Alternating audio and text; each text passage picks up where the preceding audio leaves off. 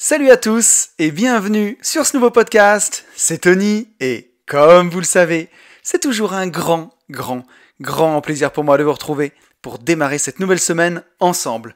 Pour tous ceux qui ne me connaîtraient pas et qui me découvriraient aujourd'hui avec ce podcast, je suis lotisseur, marchand de biens, investisseur et je vide mes investissements depuis 2018. J'ai écrit un livre qui s'appelle Riche de liberté, dans lequel je vous explique comment vous pouvez réussir à atteindre votre indépendance financière grâce à la division foncière, en faisant des divisions de terrain, des détachements de parcelles, jusqu'à faire des lotissements complets. Ma promesse, c'est d'arriver chaque année à pouvoir dégager au minimum 50 000 € de marge pour pouvoir en vivre, pour pouvoir dire ciao patron et passer plus de temps sur ce qui vous intéresse vraiment.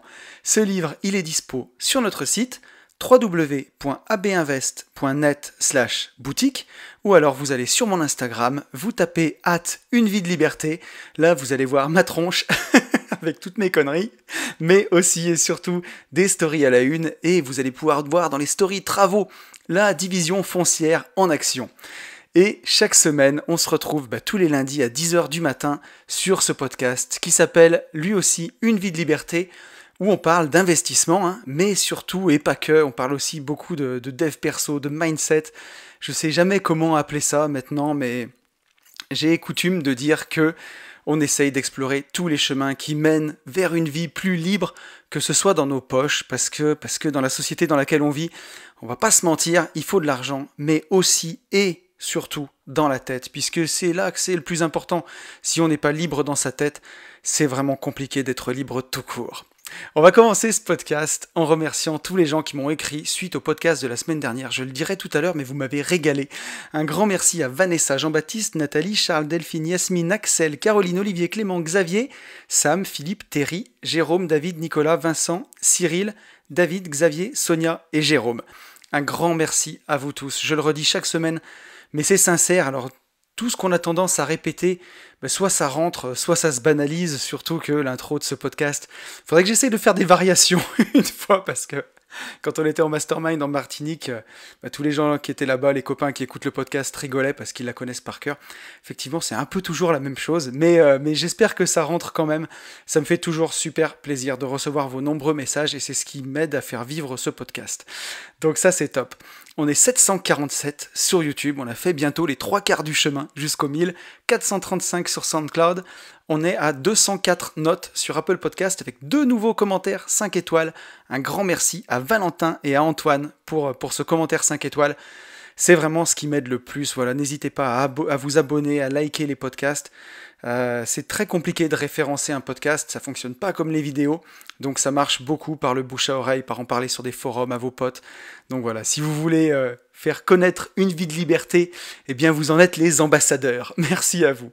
Et pour ceux qui en ont pas assez d'une dose de podcast le lundi matin et d'une autre dose de podcast le vendredi matin avec Yann dans le podcast des Gentlemen Investisseurs, mais vous pouvez me suivre sur Instagram, c'est là où je suis le plus présent, j'essaye de faire au moins une story par jour, voilà, et de partager des choses intéressantes.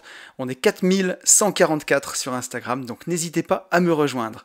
Voilà, et encore un grand merci à vous tous. Avant de revenir sur le podcast de la semaine dernière, les petites news de la semaine, et là c'est pas une petite news, c'est une grosse news, c'est que avec Yann, on organise un mastermind à Morzine où on va faire du parapente. Donc ça aura lieu du 21 juin au 25 juin, donc du lundi au vendredi. On va même se retrouver le dimanche soir pour faire connaissance, pour discuter, pour prendre possession de la maison, parce que là-bas on a une maison qui tue avec piscine et tout, ça va être vraiment fantastique. On passe une semaine ensemble et on va apprendre à faire du parapente, mais pas en duo, tout seul, comme un grand, tout seul dans le ciel. Et c'est là où je trouve que c'est chouette, parce qu'il y aura un gros parallèle entre le fait de développer son mindset, développer ses aptitudes financières ou sur l'investissement IMO ou sur l'entrepreneuriat tous ensemble, et aussi développer son mindset, parce que voilà, se lancer, alors on se lance pas vraiment dans le vide au parapente, mais en tout cas décoller, voler et être tout seul dans le ciel, faire confiance à quelqu'un qui est au sol, qui a une radio, avoir une radio sur soi, et juste être seul dans le ciel, voilà, sous sa voile, et se faire confiance pour décoller, pour atterrir. C'est vraiment un exercice qui est incroyable pour la confiance en soi. Et donc ça va de pair, ça va être une semaine qui va être déjà, je l'annonce, exceptionnelle. Il n'y a que 8 places en tout, et forcément, il y a Yann et moi, donc il n'y aura que 6 places commercialisées. Ça fait vraiment pas beaucoup, et ça va être excellent. Donc les places, je vais les mettre en vente ce mercredi. Voilà, si vous écoutez le podcast lundi, on est le 29 mars, donc ça sera mercredi 1er avril, si je dis pas de bêtises en tout cas. En même temps que je fais le podcast, je vais vérifier la date sur mon calendrier, parce que je voudrais pas dire de bêtises. Donc non, on sera mercredi, pardon, je dis des bêtises, mercredi 31 mars, voilà.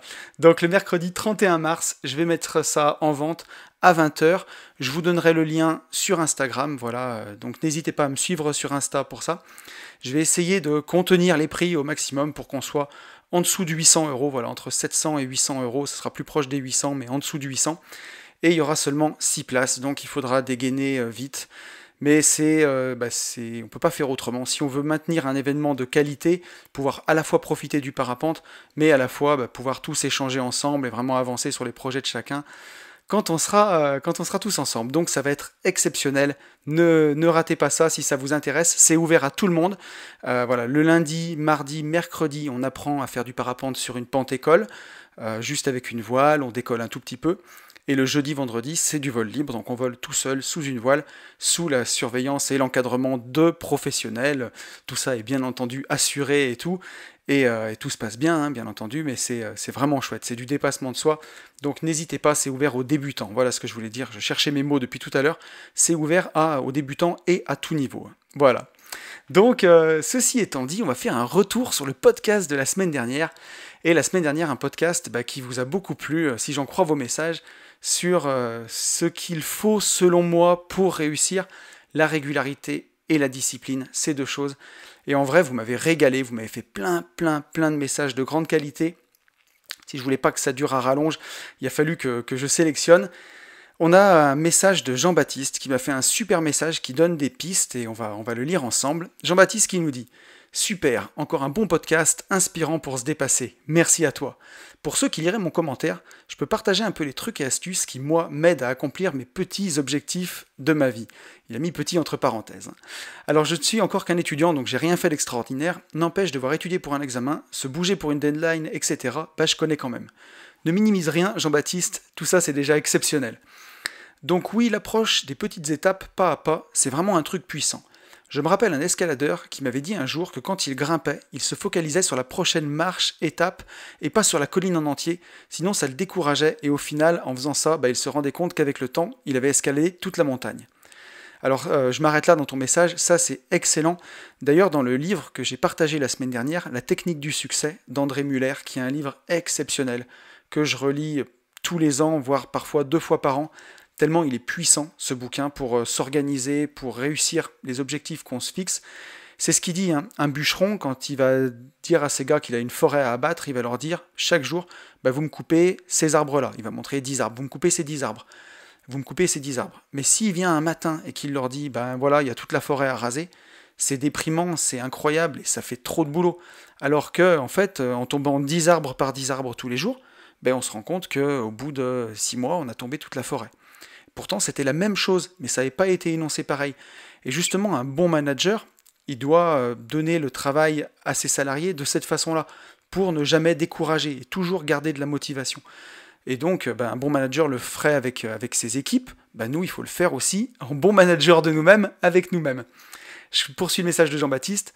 Ensuite, un autre conseil, c'est de se lancer quoi qu'il arrive. Ça, je l'ai entendu de plusieurs écrivains. Quand ils sont coincés devant une feuille blanche, ils se forcent à écrire le premier paragraphe, puis souvent le reste vient. D'ailleurs, Mark Manson dit que pour lui, c'est l'action qui enclenche la motivation et pas l'inverse, comme beaucoup le croient. D'ailleurs, au passage, son livre « L'art subtil de s'en foutre » est vraiment bon niveau développement personnel, mais pas dans le genre développement gnangnan. Non, avec lui, on est plutôt dans le concret. Oui, c'est un livre que, à l'époque, je crois que je l'avais lu. Alors, je ne l'ai pas lu, je l'ai écouté en livre audio, puisqu'il m'avait été offert par Amazon.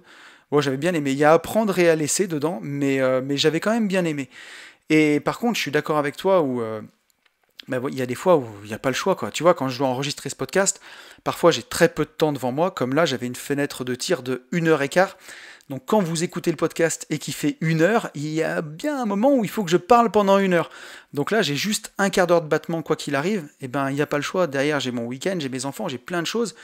bah, on allume le micro et puis boum, on se lance quoi. Et bah, des fois, ça sera peut-être pas parfait, ou le début sera peut-être boiteux, mais après, bah, ça va partir, ça va s'enchaîner, et il faut se lancer.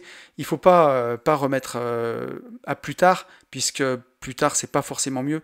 Et surtout pour l'écriture, je peux en parler. Alors, j'ai écrit un seul ouvrage en collaboration, enfin à deux avec mon associé Ben, mais c'était exactement ça. Il y avait des fois où, et pourtant, c'est un ouvrage pratique, donc c'est pas une histoire ou des choses comme ça. Il fallait juste se mettre à table et commencer d'écrire, c'est tout. Commencer d'écrire, même si c'est pourri au début, bah, on triera. Voilà, comme un jardinier avec son bonsaï, là, on enlèvera ce qui est pourri, mais il faut juste se poser et écrire un moment. Il ne faut pas se laisser le choix, en fait. Ça, c'est quelque chose que me dit souvent mon coach au CrossFit, il ne faut pas se laisser le choix. Si on sait qu'on vient au CrossFit les lundis, les mercredis, les vendredis, bah on s'inscrit, quoi qu'il arrive, et on y va. On ne se laisse pas le choix. Je poursuis avec le message de Jean-Baptiste qui nous dit: ensuite, c'est se dire que la satisfaction à très court terme, c'est jamais plus grand que celle à long terme. Autrement dit, la satisfaction de se faire un McDo à 4h de l'après-midi, bah ouais, ça fait du bien, entre guillemets, mais dans le fond, la satisfaction de se voir en forme tous les jours devant son miroir est bien plus importante. Et ça marche pour tous les trucs. Genre les études, dans mon cas, pareil, regarder une série au lieu d'étudier, c'est kiffant à un moment sur le court terme, mais la sensation de se présenter à un examen pas prêt est bien plus horrible que de ne pas regarder la série. Donc c'est dur à réfléchir comme ça, mais quand on arrive, c'est puissant. D'ailleurs, big up à Marc Aurèle et son livre, puis à la mentalité des stoïques, car je n'ai rien inventé. Les Grecs l'avaient déjà compris il y a des millénaires. Effectivement, les Grecs, les Indiens, là je suis en train de lire le livre Penser comme un moine de Jay Shetty, et c'est incroyable quand on voit la sagesse qu'il y a dans les écrits indiens.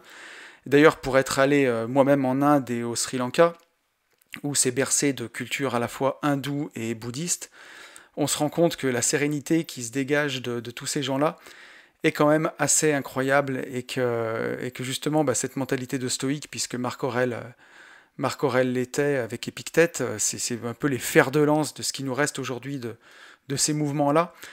C'est assez incroyable. Marc Aurèle, avec la grandeur qu'il avait, la renommée, son succès, il savait rester extrêmement simple, il se posait beaucoup de questions. Et d'ailleurs, c'est troublant quand on lit son livre Penser pour moi-même, de Marc Aurèle. Je ne sais pas pour ceux qui l'ont lu. D'ailleurs, je vous le conseille, c'est pas hyper accessible, c'est pas hyper évident à lire. C'est un livre sur lequel on revient plusieurs fois, qu'on lit pas d'une traite, puisque ça a été traduit de langue ancienne. Mais c'est incroyable de voir à quel point les préoccupations de Marc Aurèle étaient proches des nôtres, alors qu'il y a plus de 2000 ans qui nous séparent, et c'est assez fou. C'est assez troublant même de voir ça. Et ça nous fait vraiment relativiser sur nos petits problèmes à nous, de se dire que quelqu'un d'aussi grand, qui a laissé une aussi importante marque des années et des années, des milliers d'années après sa mort, ça nous fait réfléchir. C'est très intéressant. Jean-Baptiste qui poursuit: d'ailleurs, ça rejoint l'idée globale du livre de Mark Manson, qui dit que si tu cours après la sensation de positivité, donc le confort, le bien-être, la satiété, tu te diriges vers la sensation de négativité. Et à l'inverse, courir après la sensation de négativité, donc l'effort, la sueur, sortir de sa zone de confort, on tend vers la positivité à long terme, comme avec le sport. Et c'est exactement ça, hein. Hard choice, easy life, c'est ce qu'on dit, hein. Quand on fait des choix difficiles, on a une vie facile. Et quand on fait des choix faciles, on a une vie difficile. Je suis 100% d'accord avec ça, Jean-Baptiste. Si on se dit qu'on cherche à faire des efforts tous les jours, ce qui est très dur car on souffre, on va un jour battre notre record. A l'inverse, si on cherche à se satisfaire toujours directement, on n'atteindra jamais notre record. Enfin, je suis certainement en train de mal résumer tout ça, mais vraiment c'est une idée très profonde quand on la comprend bien. On l'a bien compris, je pense, Jean-Baptiste. Merci beaucoup à toi d'avoir partagé ça avec nous. Ça fait vraiment très plaisir. Merci à toi. On a un message de Yasmine. Yasmine qui nous dit: une fois n'est pas coutume, je ferai court. Oh, ça va changer, Yasmine, mais tu nous régales à chaque fois. Déjà, bravo à Vanessa, belle prise de conscience. Et ensuite, merci pour ces conseils. S'il ne faut retenir qu'un podcast pour pouvoir avancer, ce serait celui-là, car peu importe ce qu'on fait, peu importe le mindset, peu importe l'objectif, sans la bonne méthode pour avancer, on risque fort de ne pas aller au bout. Être constant, ne pas se laisser le choix, créer une routine et s'y tenir, un pas après l'autre, c'est la base et la clé. Je suis d'accord avec toi, Yasmine. Vraiment, c'est d'une évidence même. La discipline, ça fait pas rêver. C'est un mot qui fait pas rêver, et pourtant c'est tellement important. C'est pas très vendeur, hein. Si aujourd'hui je vous dis rentier en 5 ans grâce à la discipline, je vais pas trop vendre de formation. Alors que si je vous dis rentier en 6 mois sans effort, ben, je vais en vendre beaucoup plus. Voilà. C'est évident, hein. Bon, je suis pas très adepte de ce genre de formation, donc je vais pas faire ça. Mais vous avez saisi l'idée, quoi. La discipline, c'est pas très vendeur, et pourtant, c'est vraiment ce qui peut nous aider sur le long terme à vraiment performer sans commune mesure. Message de Sam. Sam qui nous dit: Salut la team, je suis champion de la fainéantise et ma vie a changé le jour où j'ai appris le secret de la réussite. Les habitudes. Je te rejoins sur tout, sauf la discipline, car une habitude pour être ancrée doit être en accord avec la personne et son inconscient. Alors quelle est la solution? Il faut se fixer des objectifs à court, moyen, long terme, faire la liste des actions pour y arriver, créer une structure de semaines avec des éléments fixes et amovibles et enfin implémenter une habitude après habitude préexistante. Par exemple, se lever, le café, le repas. Ça donne, je termine mon café, je travaille pendant 1 heure. Ça a fait de moi un feignant qui fait les choses malgré moi, car je suis une structure ultra light et sans discipline car je déteste cela. Ma journée idéale, c'est 9h-12h. Comme dirait Gabriel Clément, si on fait les choses importantes la première heure de la journée, on se sent super bien après le devoir accompli. Mais chaque heure mis bout à bout, ça fait le job. Mais tu veux que je te dise un truc, Sam? Je te trouve quand même vachement discipliné pour quelqu'un qui aime pas la discipline. Mais ça, c'est pour te taquiner. Mais par contre, je suis tout à fait d'accord avec toi. Quand on voit que, en fait, le temps qu'on met pour faire une tâche, il remplit toujours le temps qu'on s'est donné pour y allouer. Quand vous faites les 35 heures, vous faites 5 x 7, 35, ça fait 7 heures par jour, 7 heures de présence au boulot, dont 1 heure de pause le midi. Bon, voilà, vous savez que vous avez 7 heures pour faire votre job, donc vous allez le faire en 7 heures. Vous allez discuter avec la comptable, vous allez prendre un café avec le mécanicien, vous allez passer du temps dans votre boulot à la photocopieuse ou machin, vous allez perdre plein de temps, mais le taf sera fait dans les 7 heures. Quand on est indépendant, quand on ne compte que sur soi, vous serez surpris, on peut faire en 2 heures ce que vous faisiez avant dans vos 7-8 heures de boulot. Donc pour moi, ta journée idéale, 9h-12h, c'est... On va pas se mentir. Alors moi, je travaille, j'ai pas envie de dire quasiment tous les jours, mais presque. Souvent, je travaille aussi le samedi et le dimanche, seulement 1 heure, mais je dois pas travailler plus de 3-4 heures par jour. Par contre, c'est 3-4 heures très efficaces. Et j'essaye vraiment de me concentrer sur quelque chose, sur la tâche, de la faire à fond. Et voilà, en 3 heures, en 2 heures, 3 heures, on a fait ce qu'on faisait dans nos 8 heures anciennes de boulot. Ça me paraît évident. Il y a énormément de perte de temps et c'est important de se fixer des délais pour faire une tâche. Par exemple, là, pour ce podcast, j'avais 1h15, point barre. Si jamais j'ai toute mon après-midi et que je ne me fixe pas de deadline, je vais me faire un café, je vais peaufiner mes notes, je vais reprendre un bouquin pour relire, je vais tout relire la trame du podcast pour être sûr que j'ai rien oublié. Et au final, je vais mettre 15 ans et je vais mettre une après-midi entière pour enregistrer un podcast, je vais mettre 3 heures pour sortir 1 heure, juste parce que je ne me suis pas mis le feu. Alors qu'en vrai, c'est ce qu'il faut faire. Il faut juste caler, le podcast dure 1 heure, faut que c'est ce que je fais, hein. Je cale un créneau d'1h30 dans mon agenda, et quoi qu'il arrive, qu'il vente, qu'il neige, qu'il pleuve, cette heure-là, le téléphone est coupé, la maison est fermée, je suis tout seul, et il faut que ce soit fait. Voilà. Sinon, ça met des heures et on s'en sort jamais. Et ça, c'est un peu de la discipline quand même. Et en dernier, on a un message de Michael. Mika, c'est mon super pote avec qui on part beaucoup en mastermind, qui a son Instagram s'appelle Objectif Vivre Libre. Je vous conseille d'aller le voir, c'est hyper puissant. Mika, il était croupier de casino et il a tout remis en question. Il est retourné à l'usine pour pouvoir avoir un CDI pour emprunter. Et si je dis pas de bêtises, il a atteint l'indépendance financière en seulement 1 an et demi. C'est un grand sportif, donc la détermination, la visualisation et l'atteinte de ses objectifs, il sait ce que c'est, il l'a transposé à merveille en fait dans ses investissements. Et là, il nous livre un message qui est super bien. Salut mon pote, un petit retour sur ton podcast qui est au top comme d'habitude. Merci mon pote. Je suis entièrement d'accord avec toi sur le fait d'avoir de la régularité et de la discipline quand on veut atteindre un objectif. Et je rajouterais que c'est un travail de tous les jours sur soi-même et que ça doit venir aussi des tripes. Quand j'ai voulu atteindre mon objectif d'indépendance financière, je me suis donné une deadline et j'ai donc mis en place des choses quotidiennes. Découper mon objectif, lire pour se former, faire du sport pour être bien et avoir la forme, faire des visites, et ça a marché. A l'inverse, depuis quelques mois, j'ai perdu cette régularité et cette discipline car je n'ai pas d'objectif clairement défini, pas découpé en sous-objectifs et trop gourmand je pense, et du coup je procrastine. Voilà pourquoi, moi aussi, j'ai pris un coach sportif dans mon cas pour me redonner la motivation et retrouver cette régularité. Je trouve que ton message, il est super puissant. Effectivement, comme tu dis, ça doit venir des tripes et je le disais au début du podcast, l'idée c'est vraiment de trouver pourquoi on veut faire les choses, pour qu'on ait une motivation qui vienne des tripes, et derrière s'appliquer régularité et discipline comme tu l'as fait, et là on y arrive. Et Mika, ton message me fait écho parce qu'on a du coup un peu les mêmes problèmes que quand on a atteint ses objectifs d'indépendance financière, quand on a plus de temps, voilà, on remet tout en question, il faut redonner aussi du sens à tout ce qu'on fait. C'est ce que je fais avec ce podcast par exemple, c'est quelque chose qui donne beaucoup de sens dans ma vie, d'essayer de aider les gens à réfléchir, à se poser des questions, à avancer, à atteindre l'indépendance financière, à être mieux dans leur tête, à se sentir plus libre, à retrouver en fait du contrôle dans leur vie et de la prise, à retrouver de l'espoir que tout peut changer, que tout peut aller mieux. Et ça, c'est quelque chose qui me fait beaucoup de bien. Et donc voilà, faut se retrouver des objectifs. Et moi aussi, j'ai pris un coach pour avancer sur mes objectifs. D'ailleurs, coach, si tu m'écoutes, big up. Et ça fait beaucoup de bien. Ça fait vraiment beaucoup de bien. Et on a tous besoin d'un coach. Voilà, on a à tous nos niveaux, on a tous besoin d'un coach pour avancer. C'est vraiment important. Si pour vous, vos objectifs sont importants dans votre vie, n'hésitez pas à vous offrir les services d'un coach. Sur le long terme, c'est largement rentabilisé. Et voilà, donc j'étais ravi de faire tout ce retour sur le podcast de la semaine dernière. Vous m'avez vraiment régalé. Et ça fait vraiment trop plaisir. Et on va passer ensemble au sujet de la semaine. Et le sujet de la semaine, ça va être si c'était à refaire. Voilà, alors si c'était à refaire, c'est pas vraiment ça. Est-ce que si c'était à refaire pour moi, comment je ferais? C'était plutôt un petit peu si je pouvais aujourd'hui, à 39 ans, pouvoir retourner me voir dans le passé, à 19 ans, qu'est-ce que je me dirais?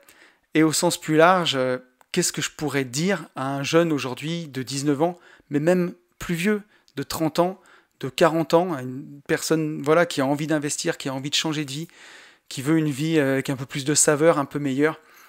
Qu'est-ce qui est important? Qu'est-ce qu'on pourrait lui conseiller? Et parce qu'on me pose souvent la question de comment bien démarrer l'investissement. On me demande comment devenir indépendant financièrement. Et ce que je constate vraiment le plus souvent, et d'ailleurs dans mon cas c'est exactement ce qui s'est passé, c'est souvent quand le mal est fait qu'on se pose la question.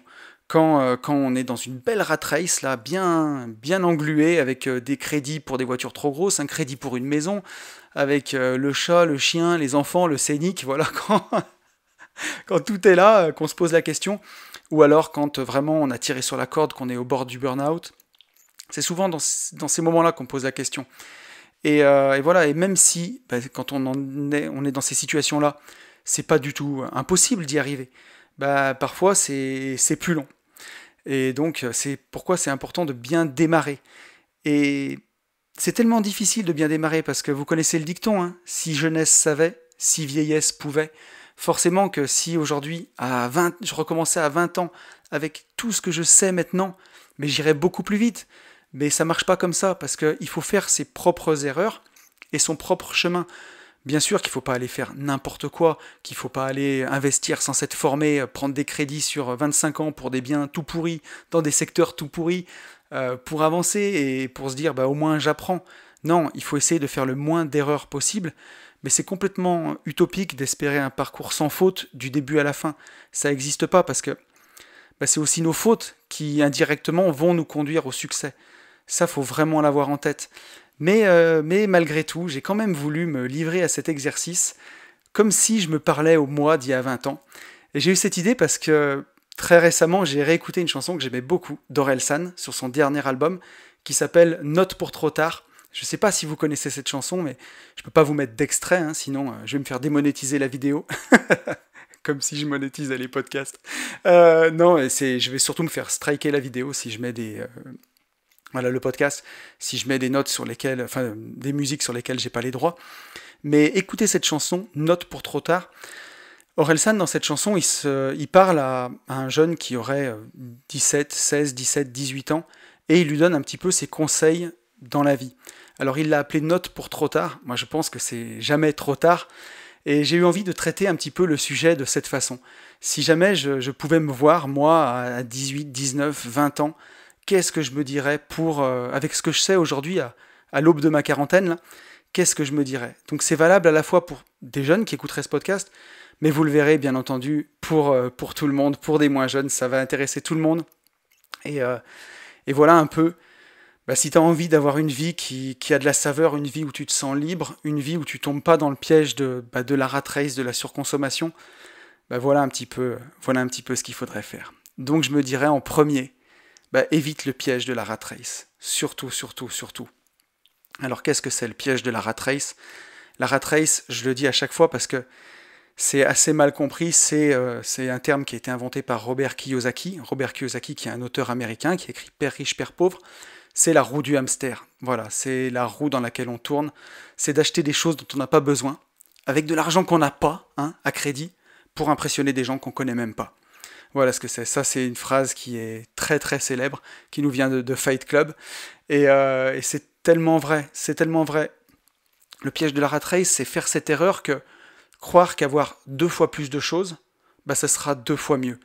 Et quand on est jeune, quand on commence dans la vie, qu'on tombe un peu dans ce piège de la société de consommation, voilà, la publicité, les magazines, tout ce qu'on voit à la télé, c'est ça qui peut vraiment nous faire croire qu'avoir 2 fois plus, c'est 2 fois mieux.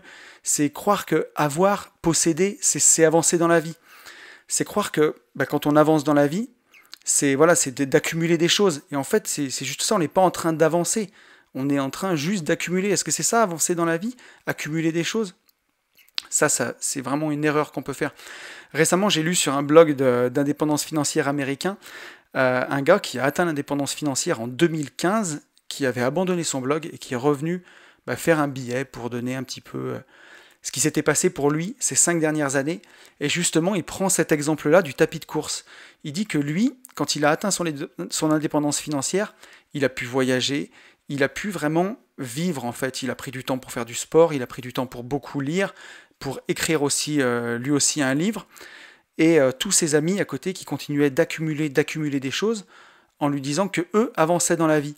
Et en fait, il prend cet exemple du tapis de course, il dit que pour lui, ils sont sur un tapis de course comme dans une salle de gym, ils ont l'impression d'avancer dans la vie en accumulant des choses, mais en fait, ils sont juste en train de courir sur place, quoi, tout simplement.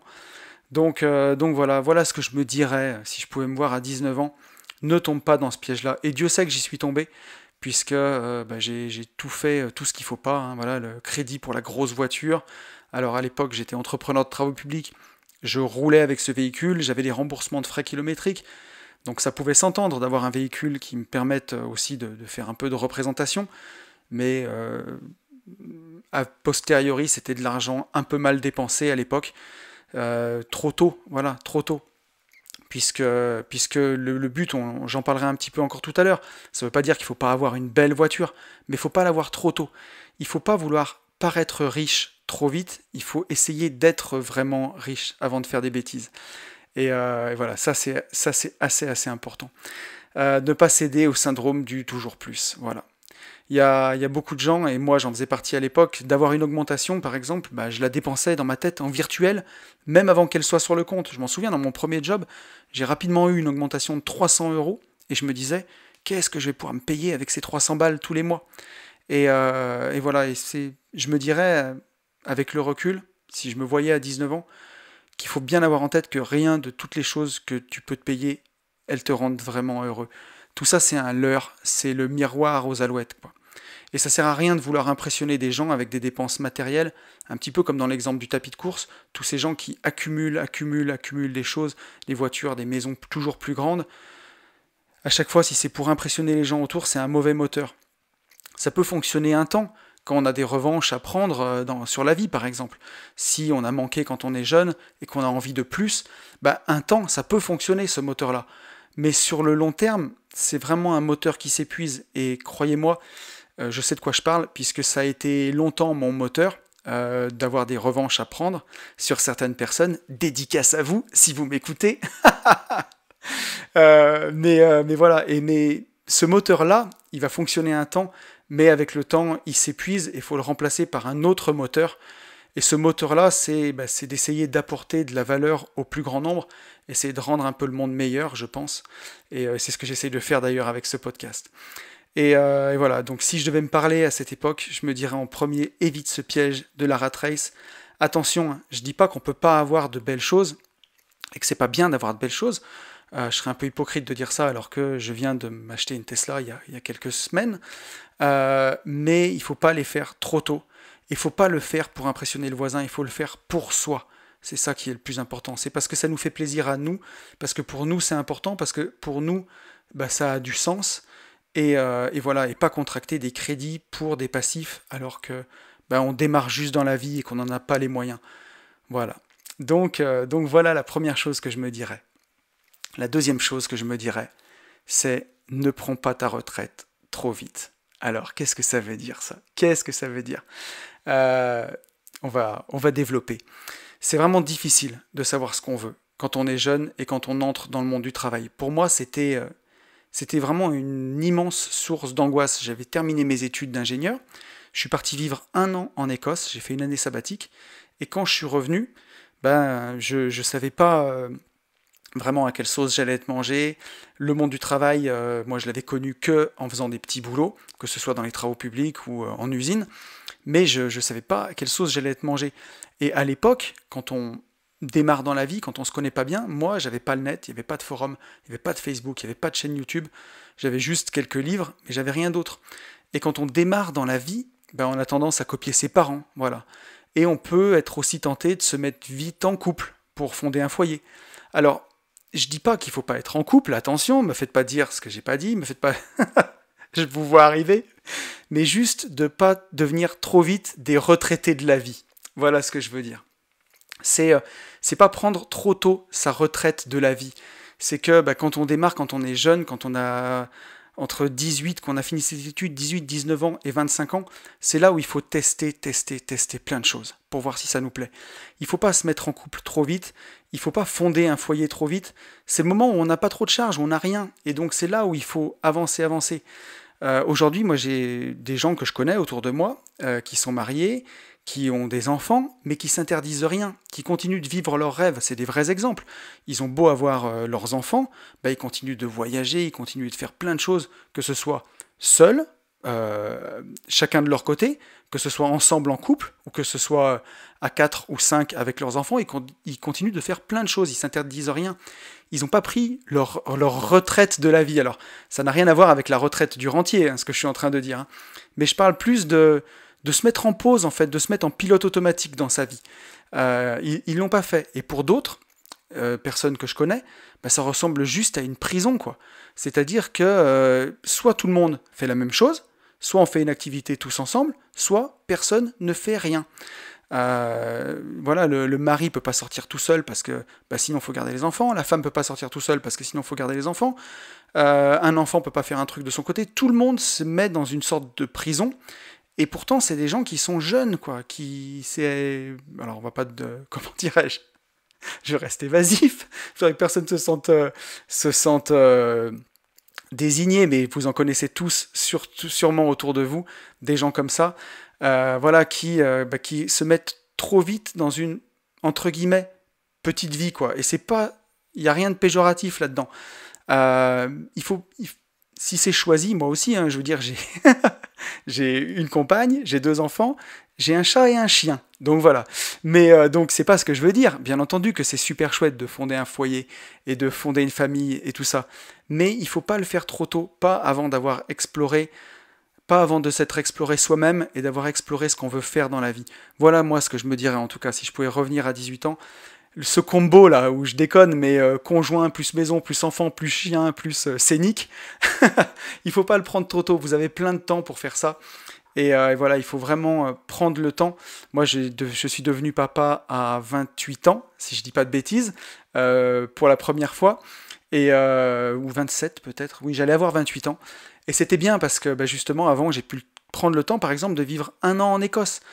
Et c'était chouette, mais j'aurais pu le faire même encore plus, tester. Voilà. C'est ça qui est important. C'est ce que je me dirais si je revenais, si je pouvais revenir dans le temps. Il faut tester plein de choses. Voyager, tester plusieurs jobs, jusqu'à trouver ce qui plaît. Et justement, bah, quand je dis qu'il ne faut pas prendre ce combo-là trop vite, c'est que quand on n'a pas la charge d'une famille, c'est là que c'est le plus facile. C'est là que c'est le plus facile.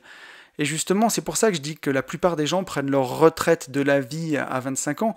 C'est pas la retraite du rentier, hein, c'est la retraite de la vie. C'est que voilà, quand on a déjà à 25 ans le combo conjoint, maison, enfant, chien, scénique, si c'est choisi et si c'est ce qu'on veut pour sa vie, qu'on a pris le temps de se poser plein de questions, alors c'est génial et il faut rien changer. Il n'y a bien sûr pas de jugement de valeur là-dedans.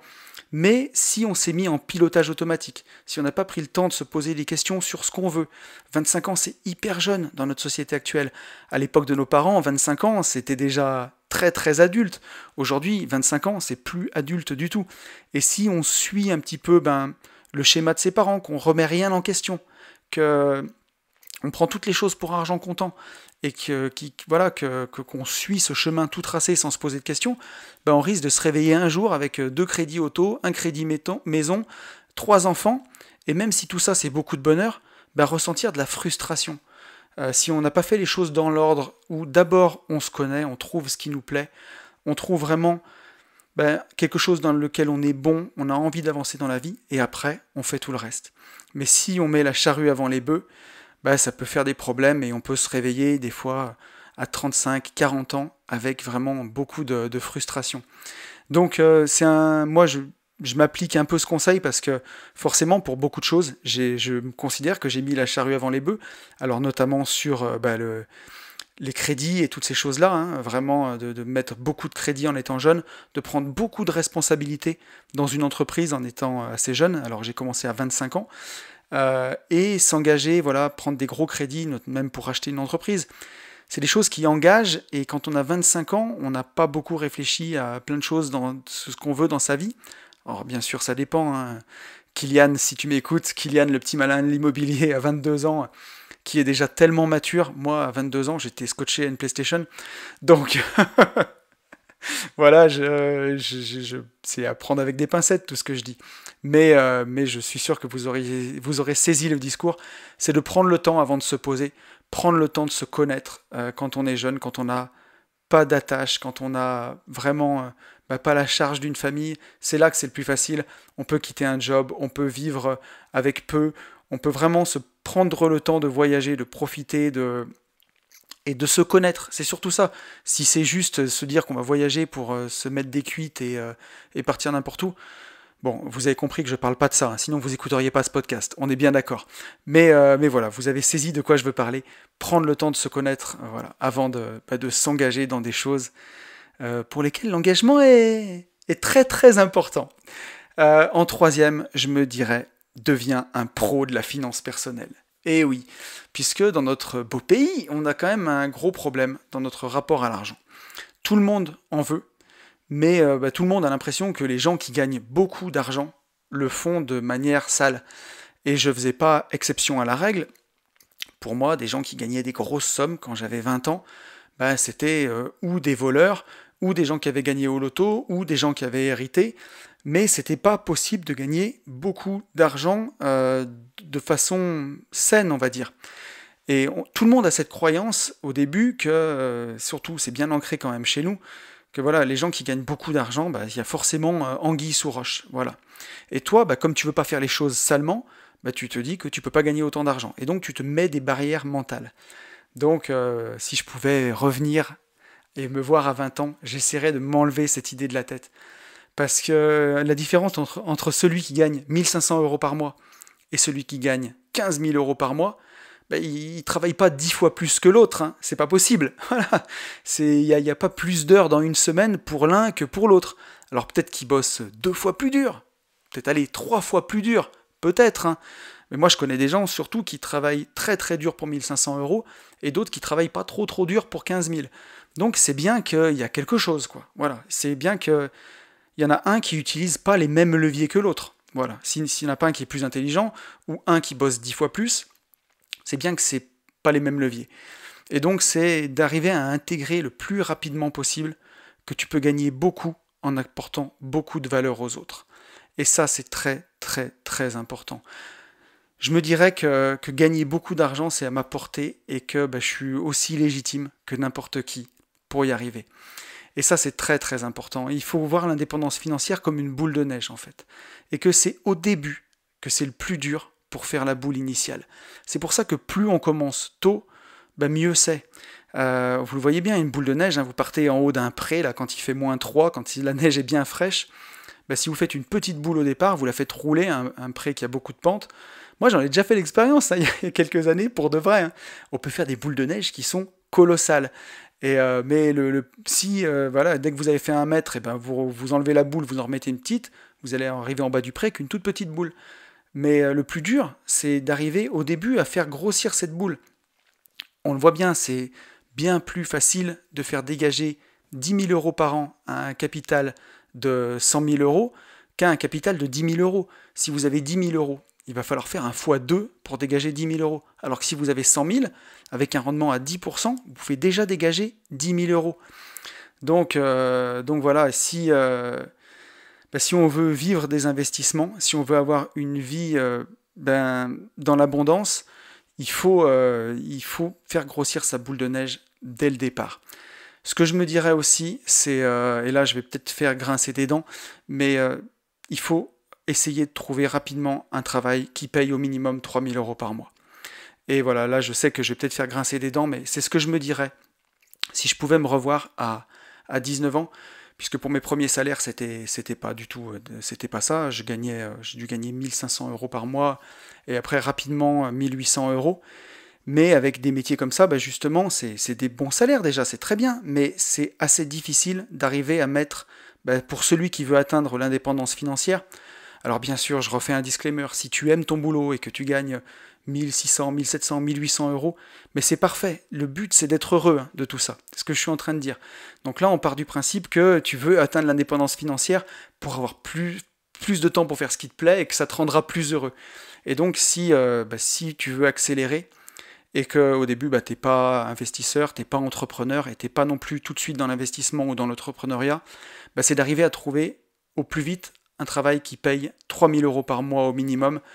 Et là, on peut se mettre des barrières mentales en se disant que c'est impossible, mais c'est pas impossible du tout. Même en étant jeune, on peut trouver des métiers de commercial ou de vendeur, par exemple. Il y a plein de métiers qui permettent de gagner ces salaires-là et assez rapidement.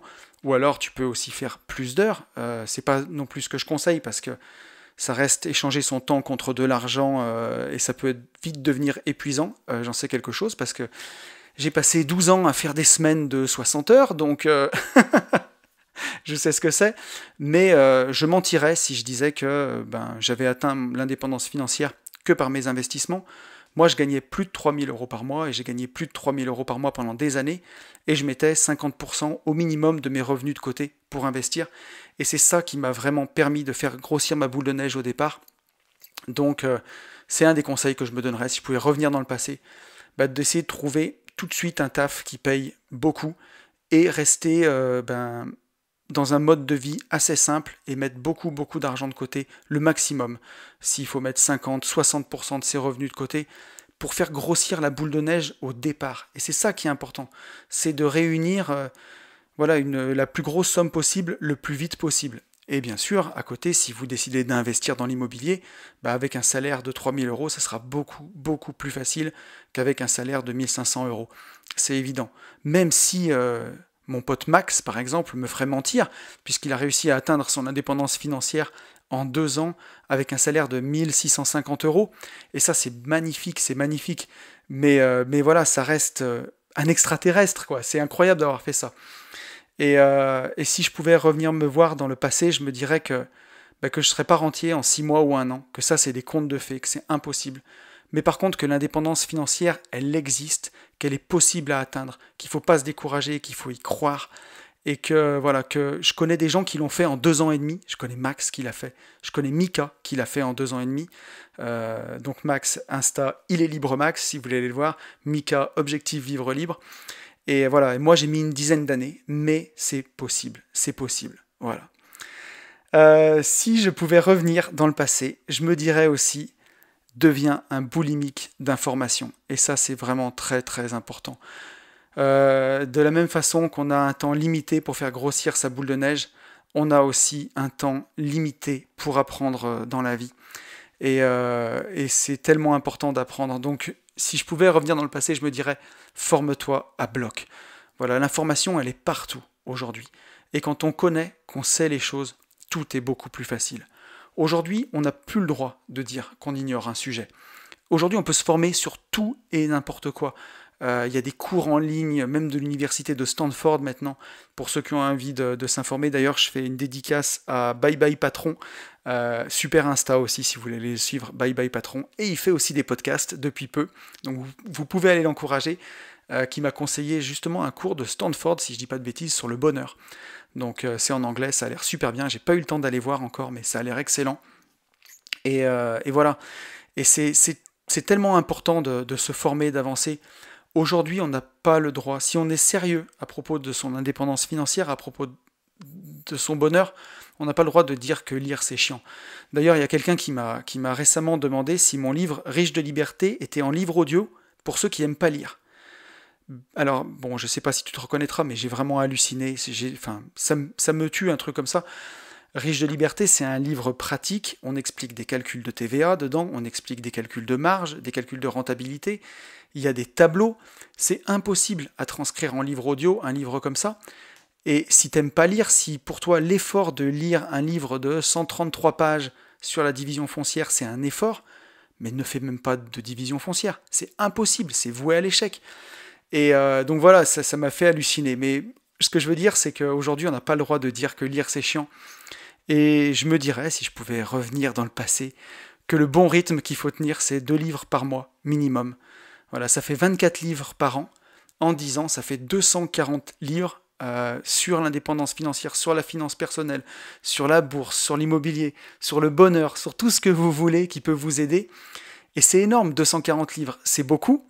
Et en même temps, quelque part, c'est très peu. Voilà, et c'est pour ça qu'il ne faut pas perdre de temps. Et je pense que c'est vraiment important de lire. Et plus on lit, plus on lit vite, et plus on lit facilement, et plus ça change la vie, parce que tout ce qui peut changer ta vie, toutes les réponses aux questions que tu te poses, c'est dans un livre.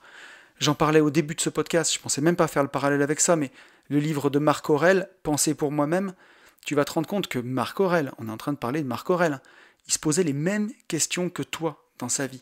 Et ça, si tu l'as pas lu, tu peux pas le savoir. Et une fois que tu as lu ça, ça peut changer ta vie pour toujours, tu vois, sur les questions que tu te poses. Donc ça, c'est hyper important de lire. Et voilà, dans le même esprit que la chanson d'Orelsan, dont je parlais au départ, je te dirais de brûler ta télévision, quoi. Voilà. Tu la prends, tu la jettes, t'en fais ce que tu veux, mais t'en as pas besoin chez toi. T'as pas besoin d'une télé, t'as pas besoin de BFM, t'as pas besoin de tout ce flot de conneries qui est déversé en permanence, de la publicité et tout ça. Moi, je le vois, hein, aussi fou que ça puisse paraître aujourd'hui. J'ai déjà regardé des trucs comme les anges de la télé-réalité, là, ces trucs comme ça. Je pense qu'en 2007-2008, je regardais encore des trucs comme ça, quoi. Et après, j'ai arrêté. Et à l'époque, je me disais, oh, ça me fait du bien, ça me vide la tête, parce que j'avais des journées de malade au boulot, et j'avais l'impression que quand je rentrais et que je matais ça me faisait du bien. J'avais l'impression que ça me vidait la tête. Mais en fait, ça me la vide pas, quoi. Ça me la remplit de conneries. Et ça me fait penser à une punchline de Seth Gecko, qui est bien vulgaire, mais qui dit si ta télé avait un trou du cul, ton salon serait rempli de merde. C'est exactement ça. Voilà, je peux pas le dire autrement. C'est tellement ça. Et à l'époque, voilà, au lieu de lire, je regardais ça. Donc c'était complètement stupide. Et ça veut pas dire qu'il faut pas se détendre, mais il y a d'autres façons de se détendre. On peut aller faire du sport, on peut aller marcher dans la forêt, on peut prendre un magazine, mais faire des trucs plus intelligents que mater ces conneries-là, quoi. Avec le recul, j'hallucine même, hein, je me demande comment je faisais. Donc voilà, raison de plus pour me donner ce conseil au moi du passé. Si tu m'écoutes, Anthony de 19 ans, éteins ta télé, brûle-la, ne regarde pas ces conneries, ça sert à rien. Et le 5e et dernier conseil que je me donnerais, si je pouvais revenir dans le passé, je me dirais, et ça c'est peut-être un des plus précieux, ferme-toi au bruit du monde et protège coûte que coûte ton rêve. Fais-toi confiance. Et oui, si tu parles à tes proches de tes projets, si tu en parles avec vigueur, là, avec l'énergie avec laquelle je fais ce podcast, là, mais tu les rends réels en fiction. Tu vois, c'est comme si tu les avais déjà faits en parlant. Et au final, ça t'épuise, tu jettes ton énergie à essayer de convaincre des gens, à essayer de faire exister quelque chose, mais en fiction. Donc n'en parle pas, garde ton énergie et rends-les réels. Et dis-toi que si tu parles de tes projets, si tu parles de ton envie d'indépendance financière par exemple, à tes parents, à tes frères et sœurs, à n'importe qui, à tes potes, bah, tu prends vraiment le risque de te faire démonter ton rêve. On va pas se mentir, ce podcast, il va pas passer avant le prime time de TF1 là, à 20h. Ça intéresse peut-être une personne sur 10 000. Il y a peut-être qu'une personne sur 10 000 qui croit que ce que je dis, c'est vrai et que c'est possible. Et dis-toi que tes proches, ils vont faire la même chose. Ils vont te prouver par A plus B que tu es en train de délirer, que tu dis n'importe quoi. Et toi, si t'es pas armé, bah, tu vas y croire à tout ça. Tu vas y croire. Et ça va te dézinguer ton rêve. Et je sais de quoi je parle parce que j'en ai tellement parlé de mes projets avant. Cette indépendance financière, ce changement de vie, vivre de ses investissements, vivre de son patrimoine, entreprendre, faire de l'achat-revente, faire de la bourse. J'en avais tellement envie, je me suis tellement formé, j'en ai tellement parlé autour de moi. Et tout ce temps que j'ai passé à en parler, c'était du temps perdu, où j'aurais mieux fait de le faire et de pratiquer. Donc ça, c'est plus vrai que jamais. Si je pouvais me voir à 19, à 20 ans, bah c'est vraiment ce que je me dirais, quoi. On n'en parle pas assez de tous ces rêves qui ont été assassinés par une petite phrase méchante, là, par une pique bien envoyée. Et pourtant, il y en a eu un paquet de rêves assassinés. Si on mettait les gens en prison pour ça, il n'y aurait plus de place, ça c'est sûr. Dites-vous qu'il y a seulement une infime partie des gens qui est à même de vous conseiller pour le succès. C'est les gens qui ont réussi à atteindre le succès que vous recherchez. Et ça représente peut-être 0,1% des gens. Alors arrêtez d'écouter 99,9% des gens qui vont essayer de vous décourager. Voilà. Je me dirais qu'il faut aussi bien s'entourer. Voilà. Ça, c'est très très important. Et laisse ton ego de côté. Ça, c'est quelque chose qui est difficile, mais qui est vraiment puissant. Le monde, il est rempli de gens aussi qui réussissent mieux que nous, et on a besoin de leur aide. Et je me souviens quand en 2007-2008, quand justement j'étais dans ma rat race, là, que je m'étais acheté une jolie BMW, que j'étais content, que j'avais bien acheté pour le voisin, pour lui montrer que j'avais une plus belle voiture que lui, tu vois. J'en rajoute volontairement, mais il y a un peu de ça. Quand j'étais dans ma rat race, justement, j'avais peur d'être entouré de mecs qui avaient plus réussi que moi. Parce que, quelque part, ça me rendait jaloux. Alors, jaloux, on sait que c'est pas le mot. Et on n'ose pas le dire, mais ça me rendait envieux. Parce que voilà, ça me faisait peur d'être entouré de mecs qui ont réussi ce que je voulais faire. Parce que ça me mettait face au mur, quoi. De me dire, ces mecs-là que je rencontre, ils sont pas plus intelligents que moi, ils ont rien de plus que moi, mais eux, ils l'ont fait. Et je me disais, moi aussi je peux le faire. Mais ça me mettait tellement la pression que je préférais ne pas les voir, ne pas passer de temps avec des gens comme ça, ne pas vouloir voir qu'ils existent, parce que ça me mettait face à moi-même, quoi. Et c'était trop dur. Je pense que j'aimais bien être un peu le gros poisson dans une petite mare, voilà, pour encore paraphraser Orelsan. Et aujourd'hui, mon mindset a tellement changé là-dessus. Maintenant, j'aime être le plus pauvre de la pièce, quoi. Voilà, ça c'est le bon mindset.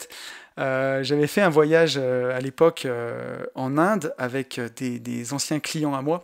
Et là, pour le coup, il y en avait un qui avait un avion. Voilà, j'étais vraiment le plus pauvre, le plus pauvre de la bande.